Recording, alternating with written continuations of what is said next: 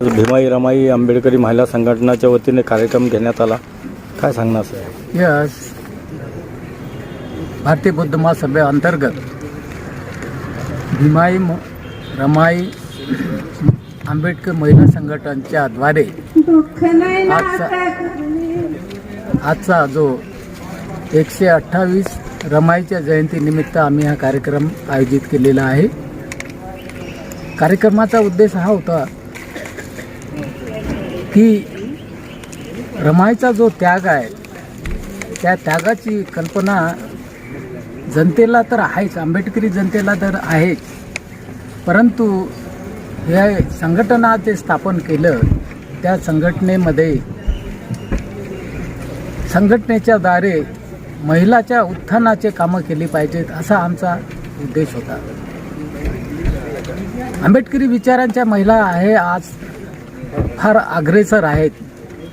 वैचारिक लेवलवर आम्ही तर असं म्हणू की आर्थिक लेवलवर सुद्धा काही ठिकाणी त्या महिला सक्षम आहेत. त्यांनी रमाईचा आदर्श समोर ठेवून आज जीवनामध्ये वाटचाल करत आहे आणि त्या वाटचालीमध्ये भीमाई रमाई आणि आंबेडकरी विचार हे सर्वात महत्त्वाचे आहे.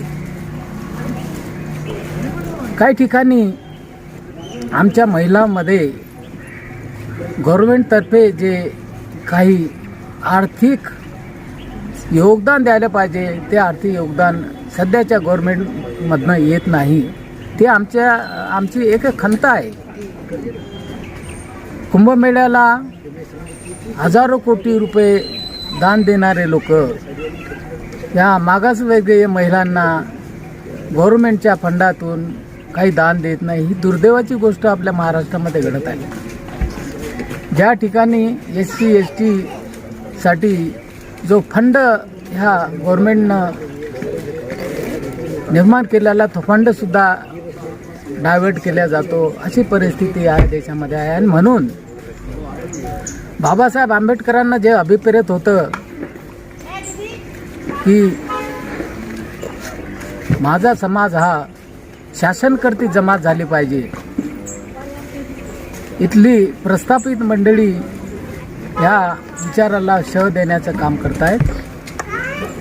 तर ह्या संघटनेद्वारे जी महिला संघटना आज आपण स्थापन केलेली आहे संघटनेच्या द्वारे आम्ही असे प्रश्न उपस्थित करून गव्हर्नमेंटला त्याचा जाब विचारू की तुम्ही इतर समाजाच्या लोकांना एवढा अमाप फंड देता, त्यातला जो फंड आहे तो फंड आमच्या महिलांच्या उत्थानासाठी तुम्ही देणं ही काळाची गरज आहे.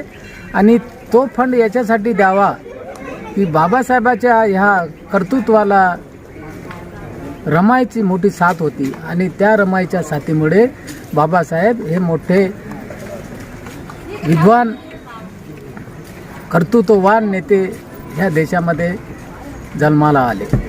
आणि इतकेच नव्हे तर बाबासाहेबांना जे सिम्बॉल ऑफ नॉलेज जे दिलं गेलं त्या सिम्बॉल ऑफ नॉलेजमध्ये सुद्धा रमाईचं मोठं योगदान होतं. आणि त्या योगदान असल्यामुळेच बाबासाहेब आपल्या जीवनामध्ये 32 डिग्र्या घेऊ शकले की जे आपल्या देशामध्ये कोणीच नाही घेतले.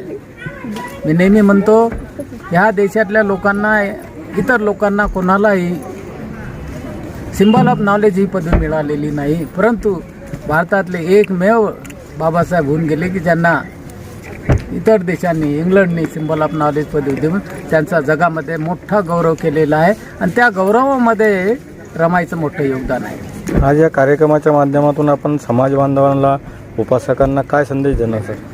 समाज बांधवांना हीच विनंती आहे की जसं मी बोललो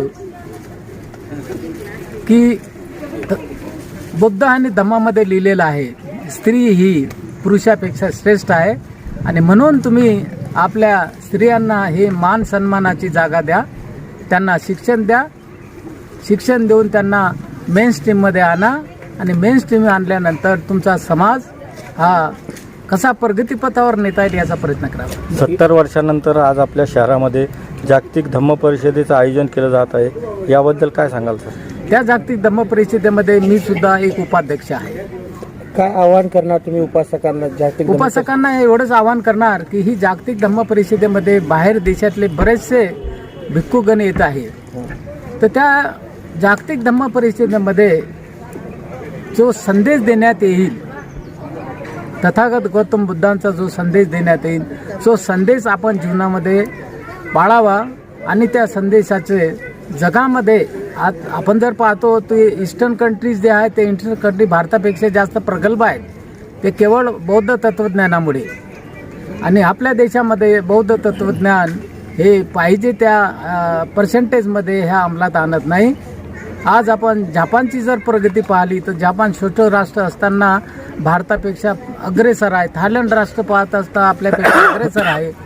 तर भारताने तथागत गौतम बुद्धाची फिलॉसॉफी आत्मसात करून जगामध्ये भारताचं नाव उज्ज्वल करावं. फक्त तथागताच्या मूर्त्या जगामध्ये नेऊन भारताचं नाव उज्ज्वल होत नाही, तर भारताला तथागताच्या तत्त्वज्ञानाची जरूरत आहे, जेणेकरून जगामध्ये भारत उज्ज्वल होईल. तुमचं नाव sir? Advocate SR Bordale, Mumbai high court, बेंचाट, औरंगाबाद. कार्यक्रमाबद्दल सगळ्यांना जय भीम. आज या ठिकाणी हा जो कार्यक्रम आयोजित करण्यात आलेला आहे, भीमाई रमाई महिलांचं संघटन या शीर्षकाखाली आजचा हा कार्यक्रम आहे. याची कल्पना ॲडव्होकेट SR बोरदळे सर आणि इथे एक सागरी बाबा होते, त्यांच्या कल्पनेतून ही आलेली एक चांगली बाब आहे. याचं कारण असं आहे की आज या भारतामध्ये जो काही एक विषमतेचं वारं सुरू आहे त्याला जर अडवायचं असेल तर महिलांची सकारात्मक संघटना असली पाहिजे.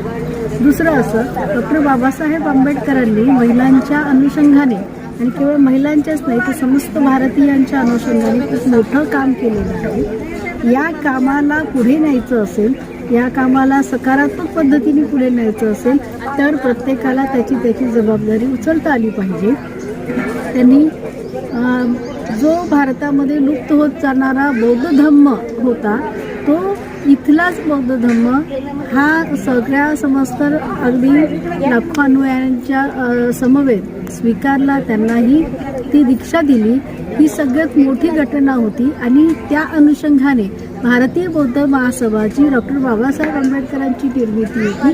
त्या भारतीय बौद्ध महासभेच्या एका स्त्री संघटनेच्या अनुषंगाने त्यातला एक भाग ही स्त्री संघटना आहे, त्याच्या अनुषंगाने हे काम या ठिकाणी आदरणीय बोरदळे साहेबांच्या मार्गदर्शनात होणार आहे. ही एक अत्यंत स्तुत्य भाग आहे. त्याचा एक भाग म्हणून आजच्या या कार्यक्रमाचं आयोजन या ठिकाणी करण्यात आलेलं आहे. आपलं नाव? डॉक्टर रेखा मेश्राम, रमाई मासिकाची मी संपादक. वेळ आली निरोपाची, स्नेहपूर्व परतण्याची, आभार आहे निमित्त, फक्त साथ आहे वेळोवेळेची. आजच्या कार्यक्रमासाठी उपस्थित असलेले प्रमुख रेखाताई मेश्राम, तसेच बोदडे सर, राऊत सर आणि SR गवाई, साळवे सर, दुसरे साळवे सर आणि आपण सर्वच आला त्या ठिकाणी सर्वांचे खूप धन्यवाद करतो. आणि हा आपल्या आयराताई मॅडम पण आल्या, त्यांना पण धन्यवाद देतो. हां, तर आपल्या सर्वांचेच धन्यवाद करतो. आणि यानंतर आपण शरणार्थी होईल. शरणार्थी झाल्यानंतर कोणी जाऊ नये, नाश्ता करण्यासाठी थोडं थांबा.